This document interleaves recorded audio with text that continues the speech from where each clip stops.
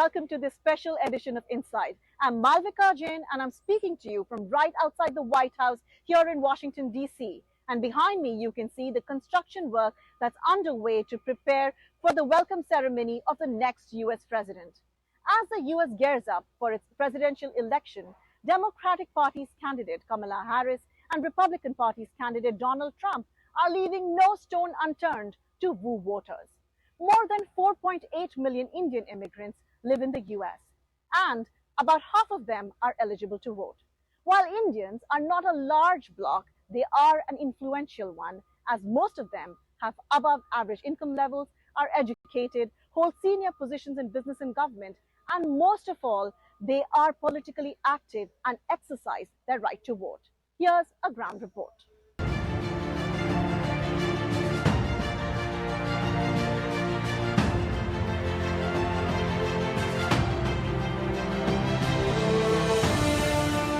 There are 50 states in the US. However, most states have historical voting patterns, making it almost certain that the majority of votes in the so-called blue states are committed to the Democrats, while the red states are committed to the Republicans. Uncle Sam's political fate will be decided mainly by voters in 7 swing states where it is unclear which way the majority will vote.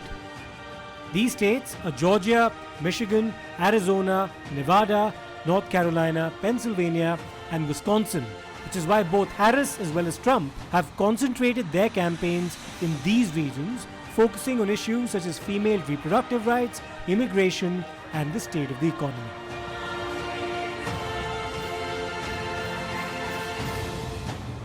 She's a better candidate than Trump, and I think she's qualified. I ideologically am more aligned with the Democrats than the Republicans. However, I don't vote in this country, but I think she is a better candidate for president just for the entire world. I think what we can expect is that there is going to be some sort of reasonable policy. I don't think it'll be explicitly designed to benefit a certain group of people or anything like that, but just to streamline processes and make them make more sense than they currently do, I think is on her agenda. But you know, it's up to us to see if she does get elected, what she does. I think that the policies that she has presented make a lot more sense for the future of the country.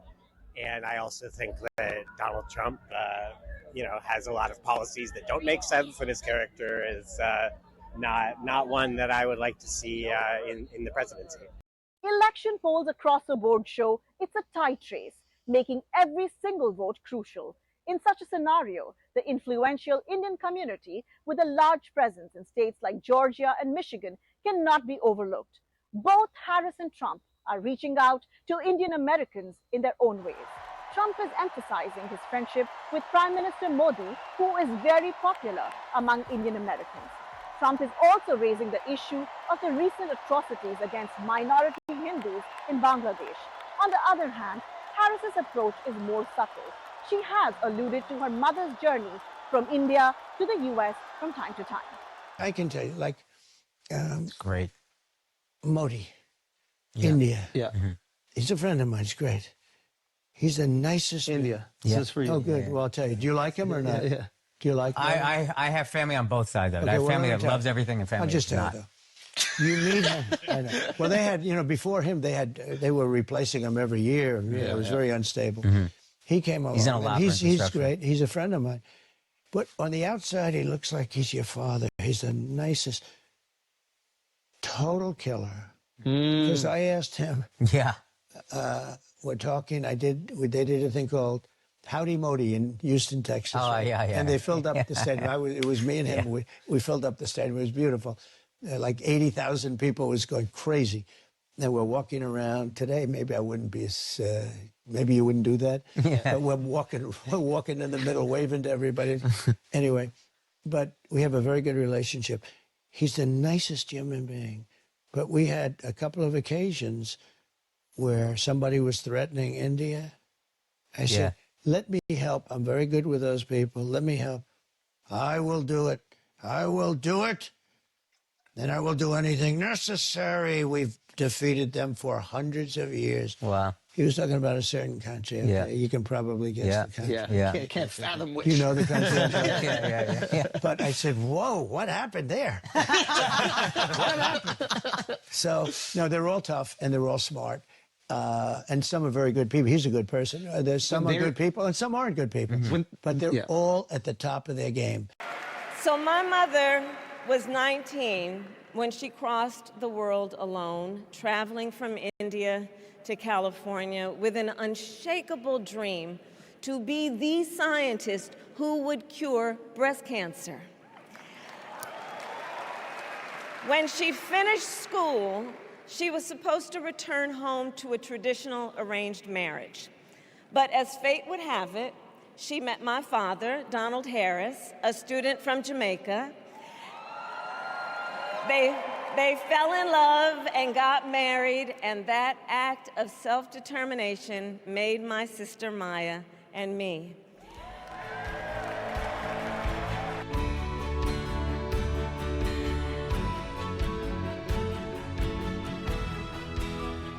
The influence of the Indian American community is growing in the US.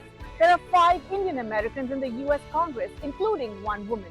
16 Fortune 500 companies have Indian origin CEOs, and 72 out of 648 unicorns have been co-founded by Indian Americans. Despite their relatively small numbers in the population, Indian Americans pay 5 to 6% of the overall taxes, amounting to $250 to $300 billion. The Indian identity, particularly the Hindu identity, is growing and emerging as a strong force that cannot be ignored in the US. You wear your Indian identity and your Hindu identity on your sleeves.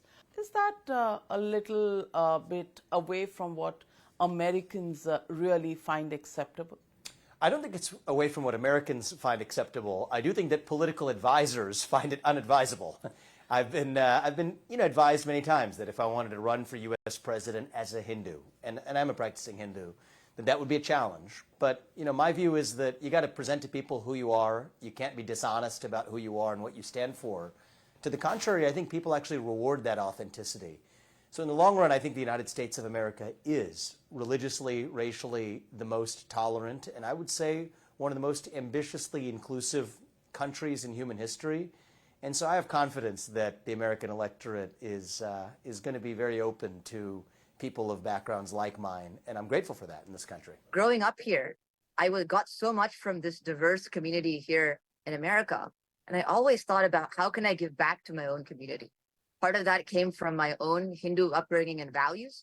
I went to a organization called Chinmaya Mission Balvihar, where I learned about my own values, culture, traditions. We learned about something called seva, which means community service, giving back to the community and giving more than what we take. So that's what always stuck with me.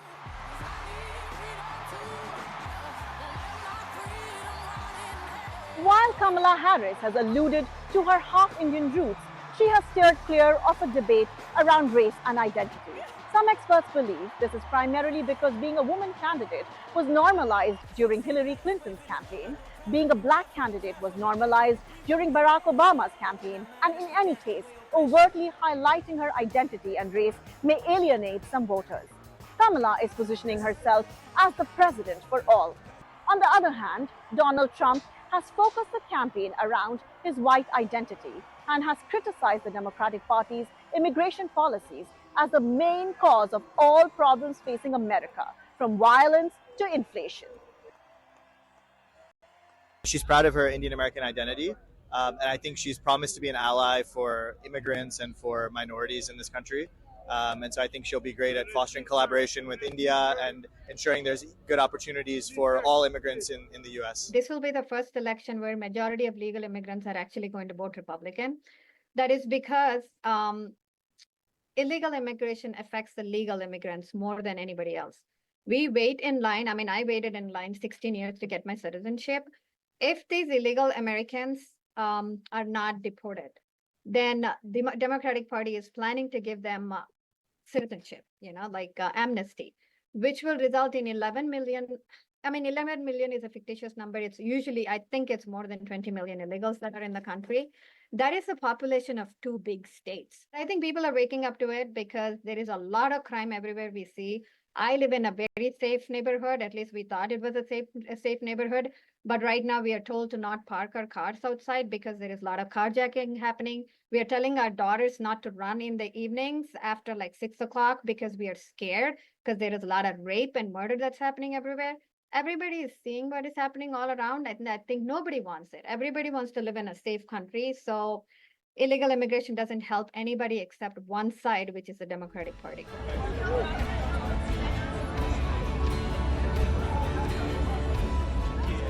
About 66% of the Indian Americans were not born in the US and moved from India mainly in the 1990s. Immigration is a key issue for the Indian American community. Both Trump's and Kamala's views on immigration are favorable towards higher skilled Indians who are in great demand in the US as they are educated, English speaking, and perceived to be hardworking and innovative, Tugadu, as they say. However, taking a cue from Trump's successful rhetoric against illegal immigrants, Kamala in the recent weeks has also tightened the scrutiny on illegal immigrants, and last week, more than 1,000 illegal Indian immigrants were deported from the US by her administration. Trump has said that on day one he plans to deport every immigrant in this country, every illegal immigrant. He has thrown around numbers like 21 million immigrants that he plans to deport on day one of his presidency. And that's not something that I agree with. I think that there are a lot of really hardworking people in this country, and I think that other people won't realize how upset they are when there are jobs that they don't want to do that are no longer being done because he has deported 21 million people on the first day of his presidency.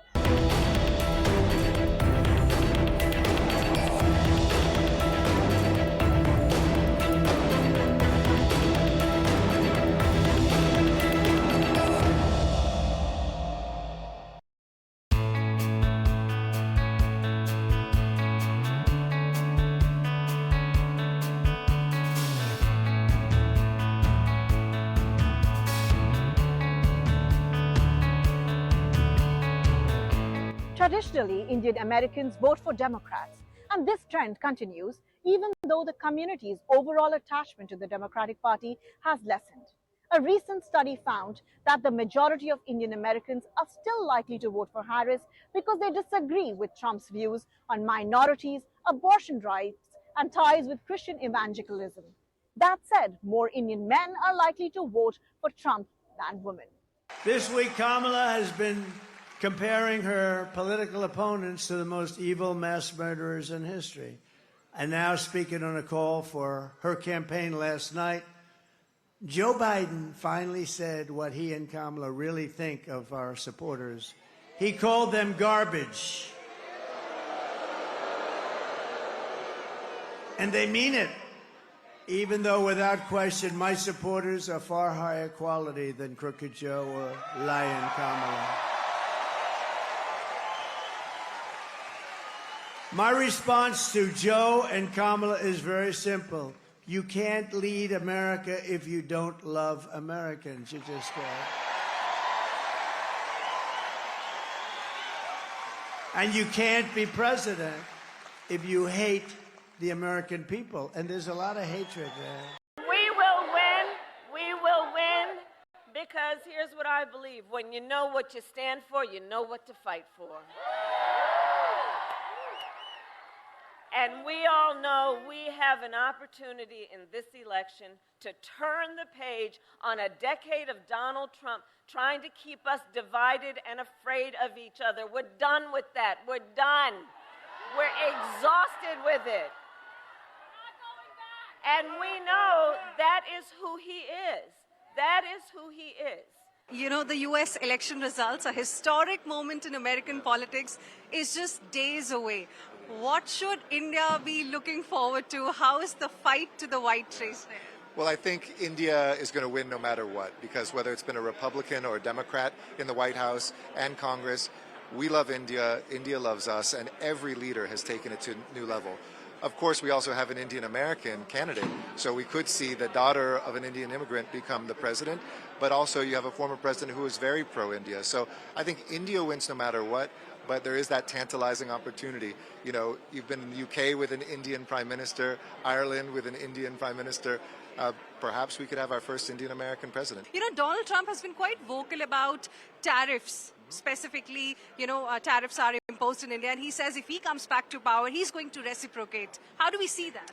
You know, I think it's so important for us to have fewer barriers between our countries. A lot of my work as ambassadors, how can we set up a trusted technology and trade corridor where we don't put up barriers and you don't put up barriers and our companies can come together to really solve the future together. So without getting political, because I'm a diplomat, hopefully we can see trade expand even more. We're your #1 trading partner right now. That's historic. And I would hate to see us go backwards. I think the future is in moving forward.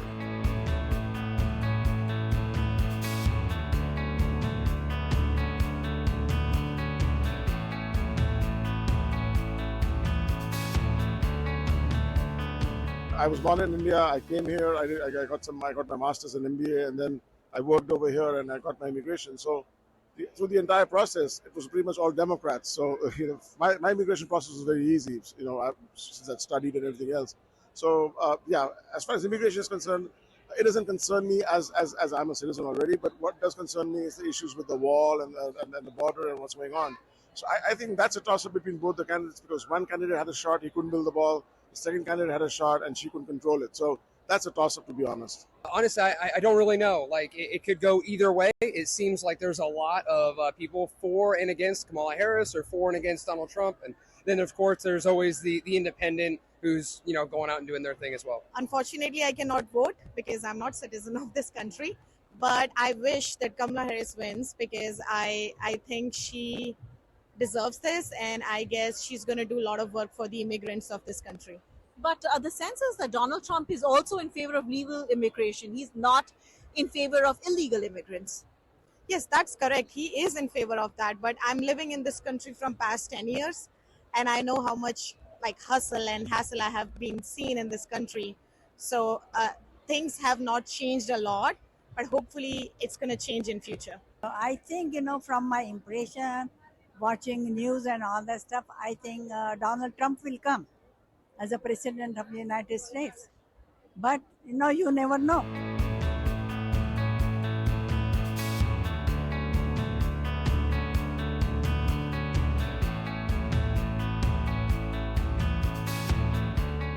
At this point, I don't see either party really being the better choice. I think that it's a 50-50 for me. On some levels, the Republican Party has made a better strategy in embracing Indian Americans and India as a strategic partner. But I also see that Kamala Harris has been in India and has seen and has more access to Indian voices because many of them are queuing up to connect with her.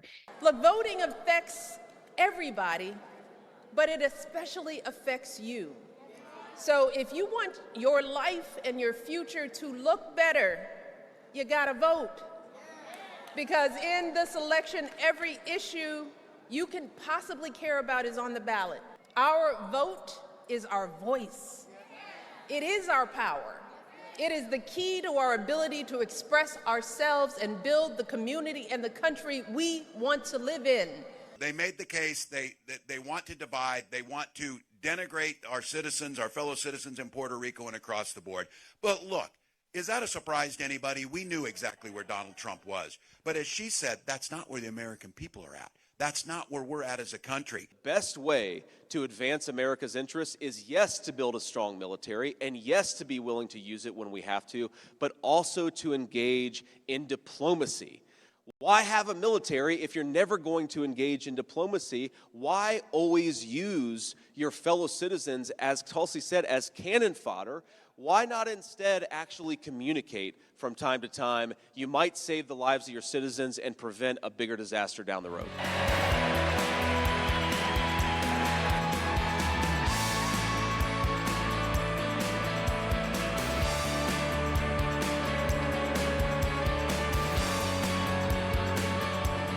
It is all building up to Election Day on November 5th. Will Trump make a comeback or will Kamala create history? Stay tuned as we keep track of every development here on Times Now, live from Washington, D.C.